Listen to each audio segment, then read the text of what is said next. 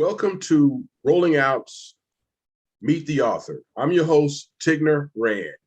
Meet the Author is a part of Rolling Out's book club series where I talk with authors about their new book projects and, of course, what inspires them to write. Joining me today in Meet the Author is Kaia Alderson, who is an historical women's fiction author who has a passion for discovering hidden gems in Black women's history. Her debut novel is entitled Sisters in Arms.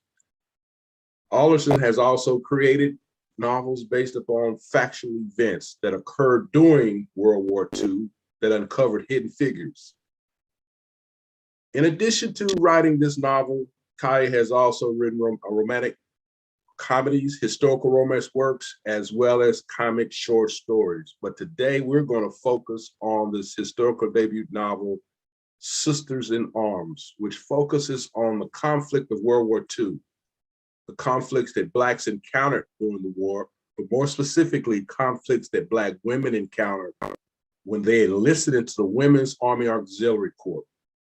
The story follows two young Black women, Grace Steele and Eliza Jones, who both joined the Army for different reasons, but became friends on a roller coaster journey while serving in the Army's part of the 688 Battalion, which happens to be a real battalion, the Central Postal Direct Battalion. Without further ado, I'd like to welcome to Meet the Author, Kaia Alderson. Welcome today. How are you doing today? I'm good. How are you? Thank you for having me. All is well. I'm excited that you're here to join us to talk about this novel. And I found it most intriguing because you based it on a lot of factual things that happened during World War II, but you put your own little twist to it with a plot, which I thought was pretty interesting. And it was compelling, and it even made you think that it was real all the way through from beginning to end. So what really inspired you to write Sisters in Arms? It all started with a picture that floated down my Twitter feed a few years ago. Oh, wow. Where it made me pause because I've cool always picture. been a bit Put of a that World picture War back II up again. Put it back up again. Put it back up. Yep. Yep. This is the 6888. They're marching through the plaza where Joan of Arc was burned at the stake in Rouen, France in 1945. That's awesome. That's a great, that's a very good picture. Yeah, well, I've always been a World War II geek, and I knew about the Women's Army Corps, and I, intellectually knew women had served, but I'd never seen a picture until I saw that, and that was just like, whoa. Right. So I immediately looked up to see who are these Black women in Europe, and it looks like World War II, and then I immediately said I have to write a story about them. I wanted to do Soldier Girl's last night in town before she ships out to war and leaves the guy behind. So Sisters in Arms morphed from that first idea. Okay. Now, it's a little deeper than that. This is a story that kind of started 30 years ago, if I'm not mistaken, where it all started from a project in middle school. You had to do research and write a paper on women or people who are family members who were part of World War II. So how did that start? The assignment was to speak to the oldest person in our family who and ask them about their experience during the war. So I spoke to my Aunt Carmen, and when I knew her, I knew that she'd been a teacher, but when I asked her, she said she had been a civilian clerk for the Army during the war. And I was just like, whoa, they let women do that, or Black women do that? And then she laughed and she said the only reason she got the job is because her commanding officer found it amusing that she was a colored girl with a college degree. So that particular line always stuck with me. So when I was being on this, I was like, okay, we're going to show what the colored girl with the college degree can do. So, and that last part you just stated is kind of the whole underlying tone of the book, that each sister who enlisted in the Army, it was almost like they had a mission to be able to prove, like we've always heard our ancestors say, that you had to go above and beyond the call of duty to prove, quote unquote, yourself to be in the white man's army, or to be a teacher, or to be a doctor, or whatever the profession was during that time. So and that's what I got kind of picked up throughout the book. Yes. Basically it almost feels like every scene, whenever they hit a challenge, it's like, all right, give them hell, you know, they're not used to us doing anything that isn't cleaning up after them. So yeah, or even the fact that we have a Black doctor in the book, because in other stories I've gotten pushback where there was disbelief that there were Black doctors in early 20th Wow. century. So I found a real life one who was there, who was attached to the unit, and he's in the book too. Pause, pause, pause. Wait a minute. You're telling me that when you have submitted various manuscripts or writings, that the editors questioned the fact that there were Black doctors during that I've time? I've had when I would submit for critiques and things, everyone always assumed my doctors were white, and I'm like, no, they're Black. Or that this story wouldn't sell unless I changed the love interest to a white man, Uh-uh. and it sold with the Black man. Yeah. Wow. Out of all the things that we've seen in history, a lot of they've made movies about over the years of what it from the discovery of penicillin Mm-hmm. to open heart surgery, but yet we Mm-hmm. still have to fight this ongoing battle to prove ourselves that yes, there were people Mm-hmm. that were making waves in history as doctors. Yes. That's Actually, crazy. mhm. One of the very minor characters in the book, Vera G. Campbell, she was Yes. actually one of two Black female podiatrists in New York City in the 40s. And she went and enlisted because she figured that, okay, they're going to need my services because I'm a foot doctor and all that marching. And they had her doing administrative work, as far as I So could tell. that's correct. And I Mhm. remember that character. So that actually the character in the book was based upon a actual person who was a podiatrist who Mhm. enlisted in the women's army. Yes, she was in the first 40 in that first officer class. Wow. Mhm. And they now, and based upon your research, couldn't find any use of her profession or from her degree. Mhm. And because of the double segregation by race and by gender, the Black women got some really good foot care where everyone else might not have, been shorter. Yep. That's a good point. They probably did. They probably did if we really stop and think about it. Because one thing we do know that our people had a tendency to help one another. So if no one else Mhm. got the service, the Mhm. sisters in the whack got covered Yep. in that battalion. Yes, ma'am. Yes, sir. So, as a historical writer, Mhm. what do you look for during your research? What makes a good content for a novel, and especially like Sisters in Arms? Mhm. Um, just interesting tidbits that you normally wouldn't jump out at you. I'm trying to think of a good one. Like while I was writing the book, and then all of these instances show up where, white people are calling the police on Black people for doing normal things. Well, guess what? That happened back then too. So that shows up in the book where you have Black women officers in uniform, and Oh yeah, somebody took offense to it and thought they were going to yes, call the on the military train, the police train on them. ride. Yeah. So, that was something I knew had to go in there. And yes, there were Black female military personnel and officers who were beaten up because they were in the wrong place at the wrong time, and people took offense to that. That shows up in the book. So like just little things just to get a taste of real life, but also I'm a popular music junkie. You get that from the book. So just being able to pop in different things, like if I probably shouldn't tell this, but there's like a cameo by a couple famous jazz people of the era, named and not named. I'm waiting for Yes, somebody to find yes, you one picked that unnamed up one and figure also. out who Yeah, it is. yeah. So, things like that make it fun. I've had people, and it's interesting what people find, because everybody who said, oh, I picked up on this, I picked up on that. Everybody's found something different. So, like Thurgood Marshall is a neighbor because he was in Harlem at the time, doing his civil rights work, things like that. So that's what I did to try to keep it fun and keep You it did. balanced with with the hard parts of living back then, as well as, just everyday life. We weren't always downtrodden or, had somebody's boot on our necks. We lived life. Exactly. Mhm. So one thing that really caught my eye is the opening chapter of the book, and where you really kind of delve in with one of the main characters of the book, and that was Grace.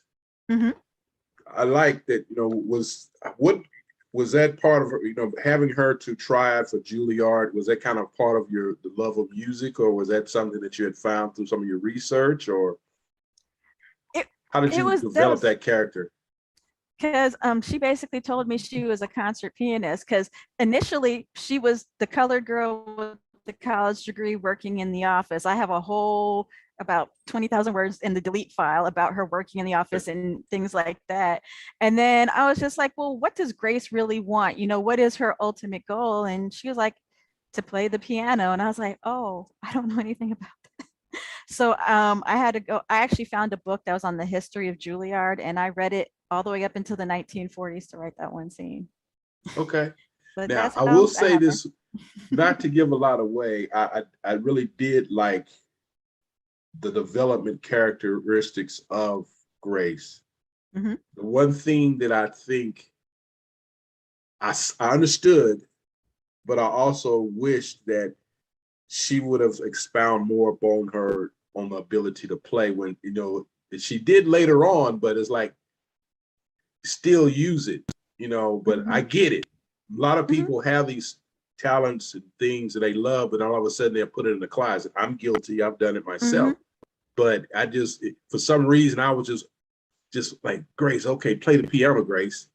She's fingering all the time. She's this, but she never wanted to. Yeah, she never wanted to play the piano. And I found that quite interesting, that was kind of going throughout the entire book. Well, one arc of both Grace and Eliza is they're trying to figure out what to do when your plan for your life doesn't happen, or everything just goes off track in that gray period. So, Grace was kind of extreme, where she was like, I'm not going to play anymore, but it was a part of her, and she was always doing something musical, whether it was conscious or not. And, it's just one of those things I think we all deal with. Not that I want to be an artist now, but, when I was younger, I thought I was going to do way more art than I wound up doing, but I still doodle to this day, and it's just part of who I am. Yeah, because that was the thing, because she didn't play, but she had no problem with writing, so it was, she never gave it completely up, but she continued to compose, but it was almost like, I refuse to play, but I'm going to keep writing, I hear melodies, I hear sounds, which I thought was kind of cool, but but I was really rooting for her the entire time. Well, we'll see if she figures it out. Exactly, we'll see. Tell me, tell me the backstory of how did you come up with the name Sisters in Arms? Sisters in Arms. We actually, this book has gone through several different names, and this one actually came fairly late, like very early this year, and it was on a list that I had come up with, just brainstorming, and it was one of the ones I was like, I'm not feeling it too much, but we'll put it on there. And then when we were having the meeting about, okay, we need to change the book for this third or fourth reason, it was like, okay, we're going to go with Sisters in Arms. Everybody really likes that, and I was like, it's good, but I'm not feeling it.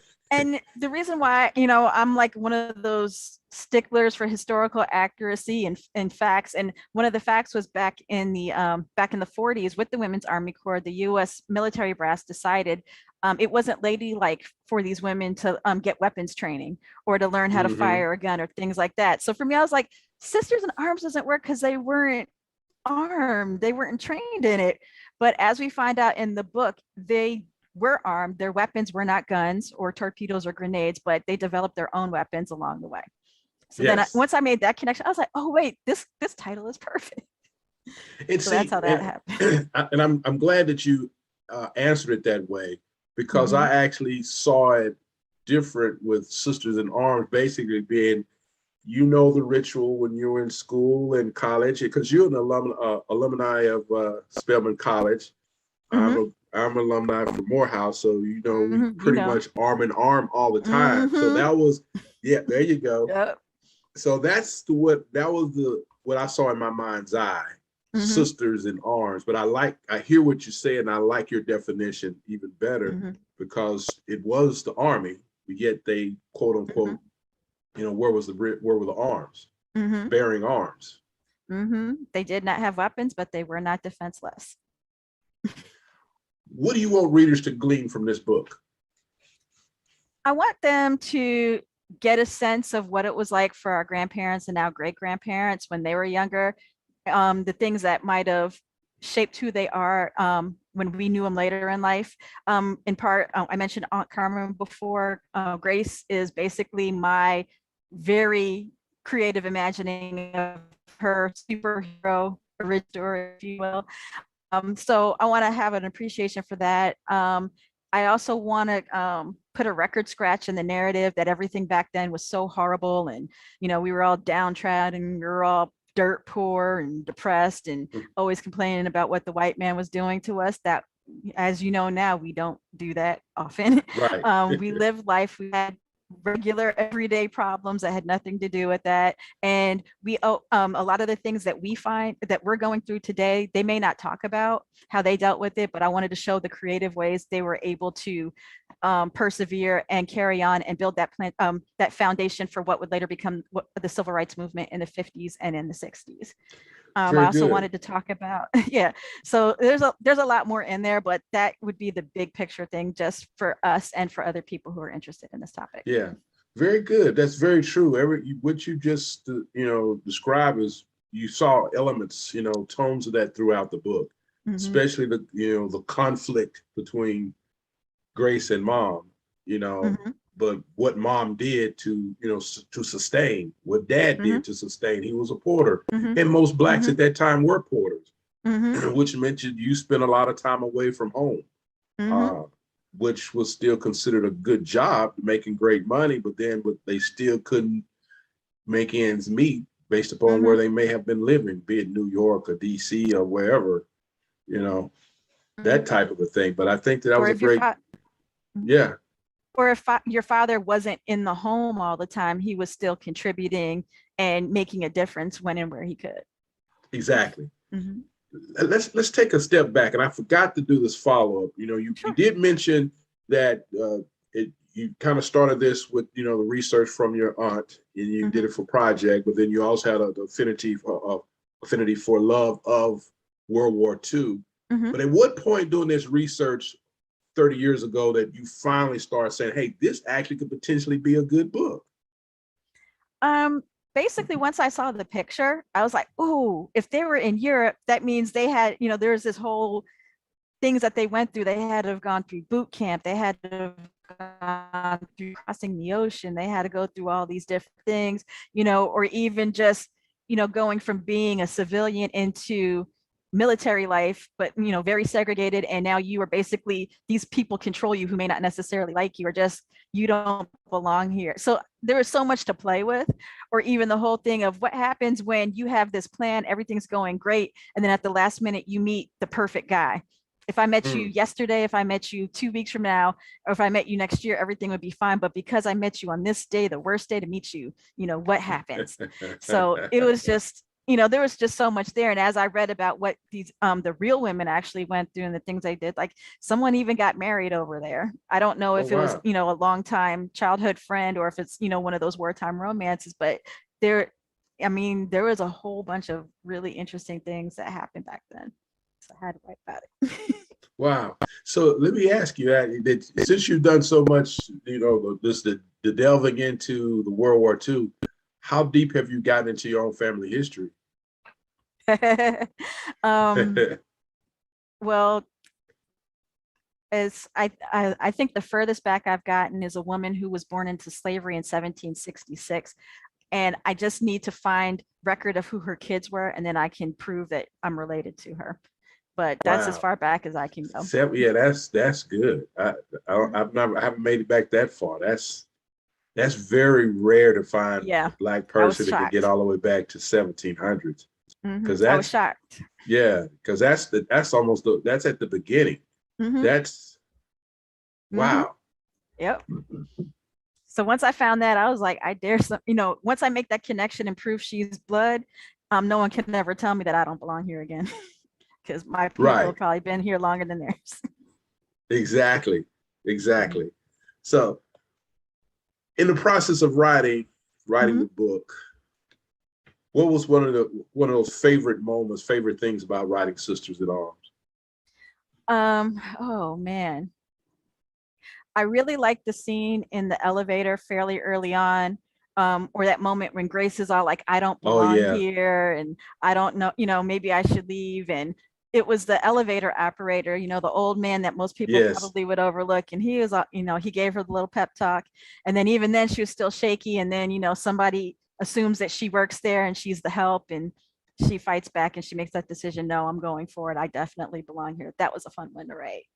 And then the scene, I'm not necessarily spoiling anything. If you do your research on the 6888, then you would know about Charity Adams and her oh moment yes, where a general told her to basically stop the operations just for a frivolous reason. And she told him, over my dead body, sir, and got away with it. I think more people need to know about that. yes, and to find out that whole scene was based upon some facts, that made it even more compelling. Mm-hmm. To read it was great for the novel, but then to find out you based it on some factual, like, okay, I'm proud of you, sister. Hey, Oh, that was getting in there through hella high right. water. You were in the military, and at that time you was truly in a white man's military and a woman, and you told this man what you were not going to do. You went against their mission. Yes, that took balls, and I can't emphasize enough that part of the book, that to know that it was based on facts, that was probably one of the best moments, because I think that we as people, even today, we're afraid to even speak up. In any encounter that we have on our job or at school, we have to learn how to know when to pick our battles. But at the same time, you got to still know when it's time to stand up. Otherwise, it's a continuum. 60 Minutes just had a report where they did just a couple of weeks ago about the overtones of racism still in the military. We got a black Secretary of Defense, and he actually said that he had to, when he became one of the generals, he had to get a white man to step up because they would not take his commands. That's actually sad. And I think that was within 2017, I believe he said that happened. So we're not talking 19 whatever, we're talking 20 in the 2000s. And it's nothing new. Like I said, Black women in uniform, if they were in the South at the wrong time in the wrong place, were beaten up because somebody was offended by the fact that they expected a white person to obey their commands. Just the possibility or the thought of it. People wound up in the hospital. So. Exactly. Yeah. Sad but true. I'm not surprised. So, you've already touched on a lot of it throughout our conversation, but what did you learn from writing this book? What couple of things that really stood out that you learned even more the more you wrote about it from your research? Just how creative and feisty these women were, and they fought back, even if the bigger picture shows that, okay, we only made little footstep progress in that time period. They laid the groundwork, and they fought back. They might not have gone off on people all the time or did things, but it was just the little things and the creative things and the strategies. I wish I had known more about this when I first entered the workforce, and just the different things I experienced. I felt like I was swimming on my own, and like, is this racism, or it isn't? Should I say something? And now I have this whole resource of from 75 years ago of how you are able to fight back, in when there were more restrictions placed on them than there were ever on me. So that was my biggest takeaway and gratefulness about this. Yeah, that's cool. I like that. Now, as an author, as a Black author, how important is it for Black writers to have writing available for Blacks to read, how to be able to tell our own stories? How important is that? It's very important, because I would say in reading, there's more books coming out now, historical fiction written by Black authors and Black women. The nuance that we pick up on is there, where it's not so much in other books or books written by other people about us. Just the little moments, they may not know to have the chin up baby girl they may not know about a Black porter knows how navigate the system so that, okay, this is an awkward situation, but I'm going to alleviate the awkwardness and I'm also going to make it better. Or just those little things on how we interact with each other on a personal level and work around the system things. So I'm really excited about the books that are coming out, the stories that are coming out, stuff that, we probably like, how could that ever happen? Like with Island Queen by Vanessa Riley, the richest woman in the Caribbean Yes. during the Regency times was a Black woman. And she built it from scratch. She was a formerly enslaved person who built her wealth empire from scratch, owned land in the Caribbean. I had no idea until I saw that book. Exactly.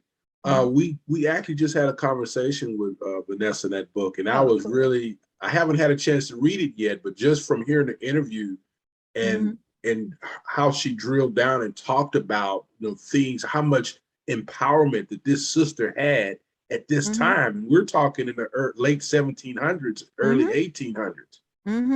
That, wow, how many more Blacks were really doing things at that time that kind of like the whole Hidden Figures. We didn't know about all the women who was behind Nassau.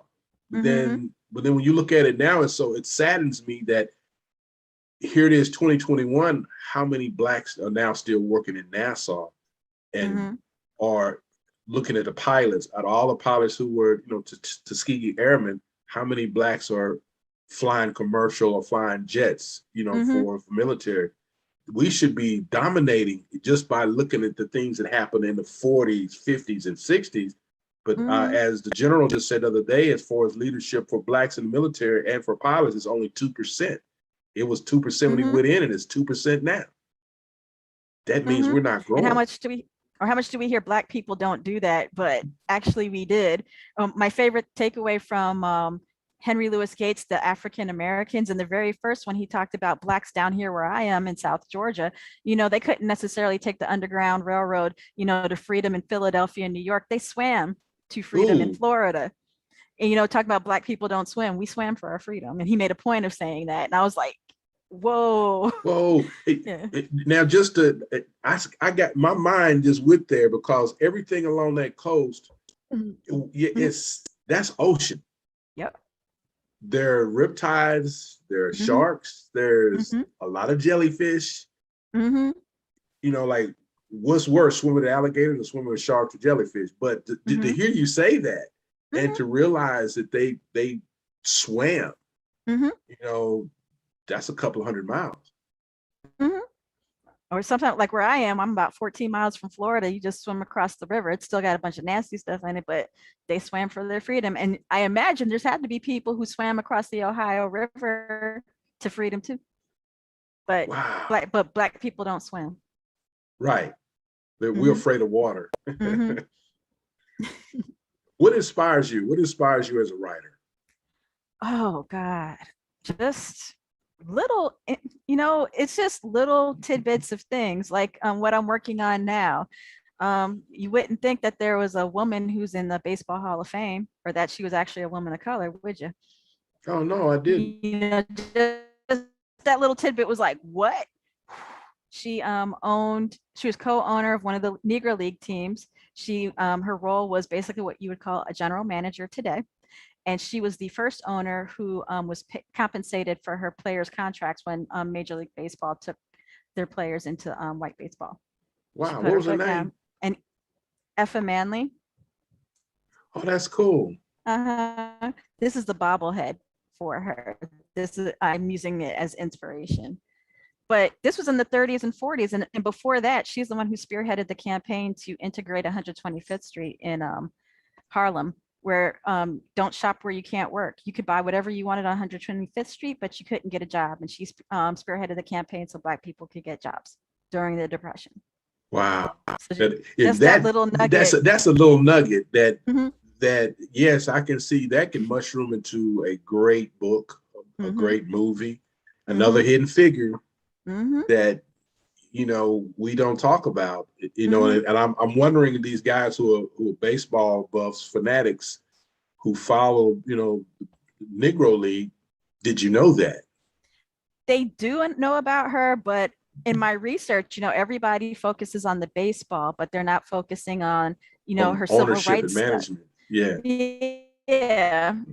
But even her civil rights work, um, in Harlem in the 30s, even before Wow. she got into the baseball upper office. Yeah. So it's been fun trying to piece together what her life was like before, but Yeah. it's gonna be What good. did what did you major in college? Sociology with the minor in writing. You didn't do no history.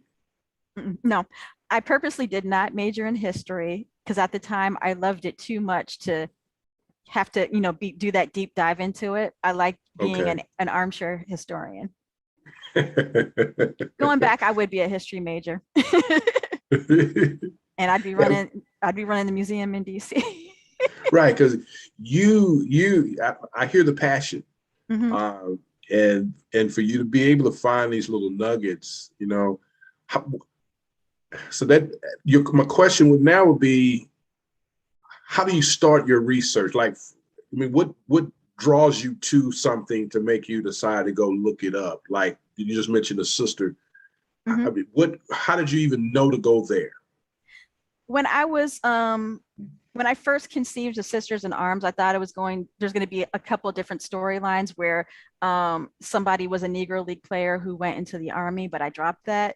And so I was playing around with the idea of a Negro League story. So, I knew about the women who played in the 50s. So I was going to, I was digging deeper into them. I just put like women in the Negro Leagues. And, Mm-hmm. Tony Stone and everybody popped Mm-hmm. up. But then Effa Manley popped up, and I was like, who is that? And then I found an article that said there were actually 4 women Negro League owners. And I was like, what? We had one in the Wow. 20s. Yep, we had one in the 20s. We had 2 in the 40s and 1 in the 50s. And And so Effa was the one, her whole life from conception to death was soap opera. And so I was like, let me talk about Effa. wow, here we are, 2000. And how many sisters do we have that are part ownership of any MLB Or general managers. or a general manager? Mm-hmm. Here we go again. So you just Mm-hmm. named 6 Mm-hmm. from 1920s to the 50s, but then we all of a sudden disappear out of the whole game. You know, Mm-hmm. And that was Effa's point, where she was saying we need to get the Negro Leagues in order because, yes, we want integration, but we need to be in a position where we can be incorporated into the minor league system. Otherwise, all these jobs that Black people have are going to go just like that. And they and did. they did. Yeah. Mm-hmm. And that typically what's happened. That happens every time when you stop and think about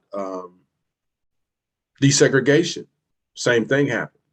Mm-hmm. So those who may have been a principal here in a Black school, he now loses that tenure. Either he becomes a teacher or nothing at all through integration, because now we just got rid of the 4 Black high schools that was in the city. Mm-hmm.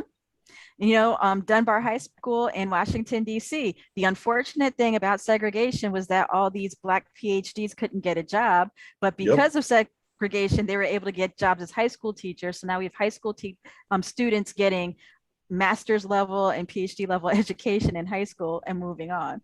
And then with integration, that stopped. Well, yeah, it did. But then at the same time, which my mother was a teacher, and one of the things that I noticed growing up, when at the time she was teaching right at the transition of segregation, desegregation, but Black teachers had a tendency to really take time with that student who was kind of lagging behind. Versus when you had, when we started desegregating, either you keep up or we're going to put you in out, which I don't believe that every child has been labeled as being a slow learner or a remedial learner is necessarily remedial. It just means that a teacher just doesn't have the time to spend the help, whereas that Black teacher did. And then even now you have the HBCU, the historical Black colleges and universities, not necessarily the big name ones, but some of the smaller ones that you don't hear about as much.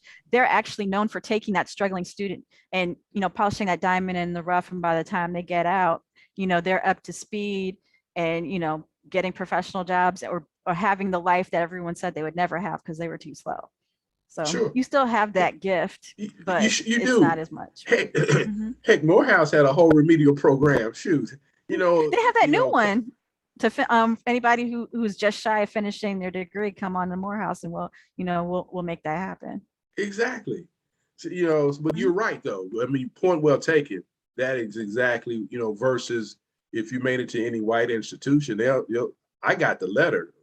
I'm sorry, you're not qualified to come here. You need to go to junior college. Mhm. You don't cut the mustard. But I mean, not a one black school turned me down. Mhm. But every white institution told me that I wasn't capable. Mhm. You know. Or even there's a Facebook group that I'm in of HBCU alumni, and someone even posted 3 weeks ago, "Hey, I have this kid. He has a 2.6 average, and if I don't get him into college somewhere, he's going to fall through the cracks, and he's going to lose his way." And that was like a Thursday, and by Monday he was enrolled in college, full ride with a computer. He just had to get there. Wow, full ride. Yep. That's awesome. That's a Yep. great story. Yep. That is a great story. Mm-hmm. So what authors have piqued your interest? Who have been some of your mentors that keep you on this writing journey? In terms of the one who is always tapping my shoulder and has words of encouragement, Beverly Jenkins, who writes African American historical romance. I stand on her shoulders. I tell her that basically every time I talk to her. If not for her, I would never think that anyone would ever have interest in something of that I'm doing now. Also, who else? Marita Golden. When in the process of writing this book, when I got lost in the weeds, I sent her an email, help, and she came and saved me. and this book would not have happened without her. Who else? Tina McAnsa Elroy. She actually is near me. She always has an encouraging word. She's the one, that when most writers are like, I'm not a writer. And the first time I met her, she looked at me. She's like, you're a writer, aren't you? And I was like, you know what? I am. Wow. Yeah, that was my moment of, claiming who I am. So she just looked at you and said it and asked, were you a writer? Yeah, she just looked at me and she said, you're a writer. And I was like, Wow. I was about to say no. And I was like, you know what? You're right. I am a writer. You received it. You received it. Mm-hmm. I was just like, the ancestors talked through her, and I'm like, who am I to negate that at that point?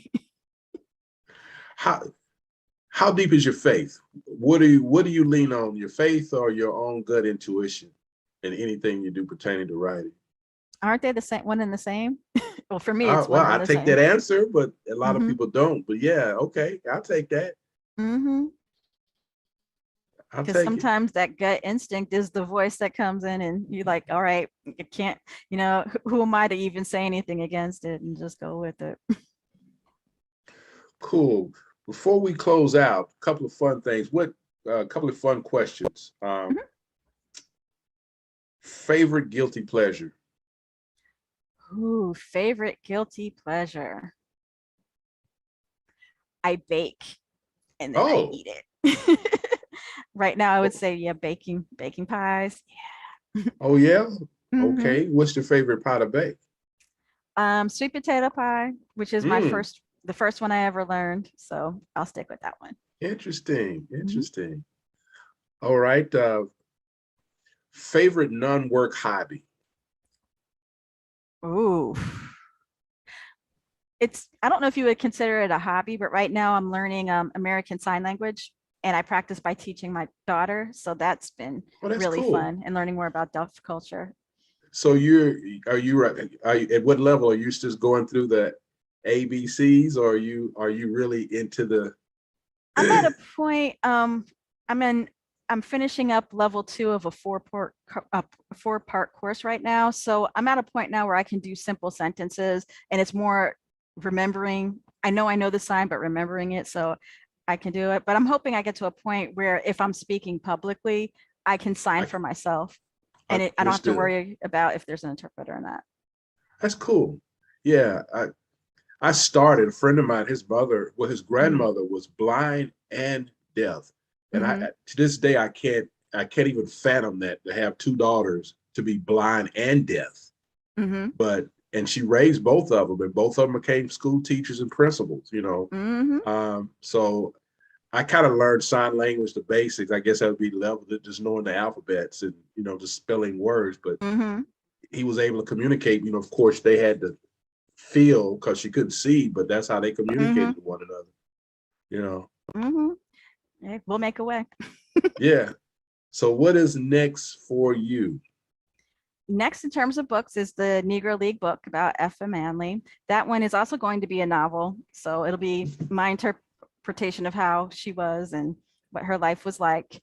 I have a project that hasn't been announced yet. It's not contracted, that I'm working on, set in the 1950s. And then after that, I want to jump into 1920s Paris. I can't wait. That's three. Those are three great books that I see on the horizon. And as soon as I can go to Paris. Yeah, for research. Yes. Just like Grace wanted, her dream was to go to Paris. Just to be able to play. But yeah, I like that. I want to thank you very much for joining me on Meet the Author, Rolling Out's Meet the Author. Ladies and gentlemen, we have been talking with author Kaia Alderson and her book, Sisters in Arms. Great novel. It is a historical novel of Black women who actually served in the military, the Air Force during World War II. This book is available right now at blackbookstore.com. You can pick it up. It is a great read. Be on the lookout. There'll be opportunity also for a couple of promotionals that's going to happen too. But make sure if you got the can't help it disease, go ahead and buy the book now. And before we close out, please share with us, Kaia, your social media handles and any special websites where they could get in contact and keep in touch with you. Sure. My website is www.kaiaalderson.com. It's my first and last name, all one word. My Instagram and my Twitter are @Kaia Writes, KaiaWrites. And then on Facebook, I am Kaia Alderson Author. Awesome. Thank you very much. We appreciate you. Continue to be creative. Continue to write. Allow your mind to go deep and wide and continue writing great novels. I cannot wait to see the new projects that's coming out. But once again, ladies and gentlemen, make sure you pick up this right here, Sisters in Arms, now available at blackbookstore.com. Thank you for having me. All right. Make it a great day and we will be in touch. Definitely.